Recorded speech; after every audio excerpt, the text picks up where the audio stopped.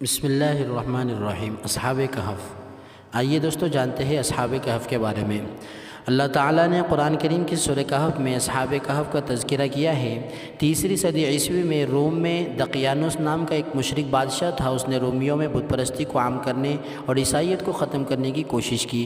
اسی زمانے میں چند نوجوانوں نے بت پرستی کو چھوڑ کر ایمان قبول کر لیا تھا۔ ان کو بادشاہ کی طرف سے اپنے دین اور اپنی جان کا خطرہ لاحق ہوا تھا، تو انہوں نے اللہ کے حکم سے ایک غار میں پناہ لی۔ انہی لوگوں کو اصحاب کہف کہا جاتا ہے۔ اللہ تعالیٰ نے ان پر نیند طاری کر دی اور وہ غار میں سوتے رہے۔ ان کے ساتھ ایک کتا بھی تھا جو غار کے منہ پر بیٹھ کر ان لوگوں کی حفاظت کرتا رہتا تھا۔ پھر اللہ تعالیٰ نے 309 سال کے بعد انہیں اپنی قدرت سے جگایا۔ ان میں ایک شخص اپنے زمانے کے پرانے سکے لے کر کھانا خریدنے کے لیے شہر میں آیا، تو لوگوں کو نوجوانوں کا علم ہوا۔ اب ملک کے حالات بدل چکے تھے اور اس وقت بادشاہ ایمان والا تھا، مگر اس زمانے میں ایک پادری نے قیامت کے روز مردوں کے زندہ ہونے کا انکار کر دیا تھا اور لوگ فتنے میں پڑ رہے تھے۔